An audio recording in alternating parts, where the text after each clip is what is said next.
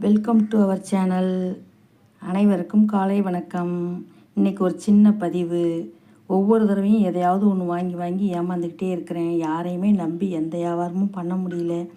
என்னங்கிறீங்களா? திருச்சி காந்தி மார்க்கெட்டில் காய்கறி வாங்க போனேன். பச்சை பட்டாணி பார்த்ததும் நல்லா இருக்குன்னு நினச்சி வாங்கினேன். இன்னும் இவ்வளோ பச்சையாக கலராக இருக்கேன் நினச்சனவுலே விரிவாக அதை கேட்டு வாங்க முடியல. 2 பாக்கெட் வாங்கிட்டு வந்துட்டேன். சந்தேகத்தின் பேரில் வயிற்றுக்கு வந்ததும் தோல் உறிஞ்சி தனியாக இருந்துச்சு. என்ன இப்படி இருக்குன்னு பார்த்தேன். அப்பயும் நான் கம்மனே விட்டுட்டேன். ஒரு பாக்கெட்டை இப்படியே வச்சுட்டு ஒரு பாக்கெட்டை மட்டும் ஊற வச்சேன்.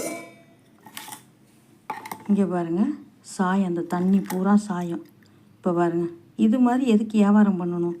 இந்த சாயத்தால் யாருக்கு என்ன தீங்கு வந்தாலும் அந்த வியாபாரிக்கு அது சம்மந்தமாக கவலை இல்லை. அவருக்கு காசு தேவை. அதுக்காக அடுத்தவங்க வயிற்றில் இப்படி அடிக்கலாமா? இந்த வயிறுங்கிறது பசிக்காக சாப்பிட்டு உயிர் வாழ்கிறோம்.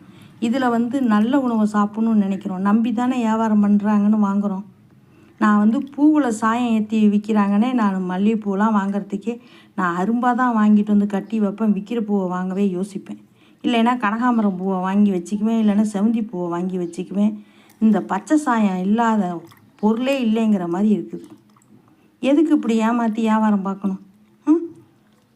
எனக்கு அப்படியே ஆத்திரமாக அங்காளப்பமாகி காலையில் எழுந்திரிச்சு இந்த மாதிரி பார்த்துக்கிட்டு ஒரு விழிப்புணர்வு போடலான்னு தான் நான் இந்த வீடியோவை எடுக்கிறேன். யாருமே பச்சை பட்டாணி வாங்காதீங்க. பச்சை பட்டாணியுமே காயோடு விற்கும். ஒவ்வொரு சமயம் சீசனில் எங்கள் ஊர் சந்தையிலே கிடைக்கும். அந்த மாதிரி டைமில் தான் இனிமேல் வாங்கணும். இது கூட நான் வாங்கியிருக்க மாட்டேன். புதினா சாதம், பட்டாணி புதினா சாதம்னு ஒரு வீடியோ பார்த்தேன். பார்க்கவே நல்லா இருந்தது. சரி, நம்ம தான் பட்டாணி இந்த லோக்கலில் கிடைக்காது. திருச்சிக்கு ஆல்ரெடி ஒரு வேலையாக போயிருந்தேன். மார்க்கெட்டுக்கு போனால் வாங்கலான்னு இதுக்கு 2 கிலோமீட்டர் மார்க்கெட்டுக்கு நடந்து போய் இந்த பட்டாணியை வாங்கிட்டு வந்தேன். அங்கேயும் ஏமாத்துறாங்க. இங்கே என்எஸ்பி ரோட்டில் இடக்கணக்கில் ஏமாத்துறாங்க. போன தடவை ஒரு வீடியோ போட்டிருந்தேன். திரும்ப நான் போய் கேட்டேன்னா, ஆமாங்க 150 ரூபானா ஓடி போடுவாங்க, ஜனங்க வாங்க மாட்டாங்க, 800 தாங்க இருக்கும் 100 ரூபாய்க்கு அப்படிங்கிறாரு. ஏங்க பொய் சொல்லி வியாபாரம் பார்க்குறீங்க? 730 கிராம் தான் இருந்து நீங்கள் நேர்மையாக வியாபாரத்தை பாருங்கள்.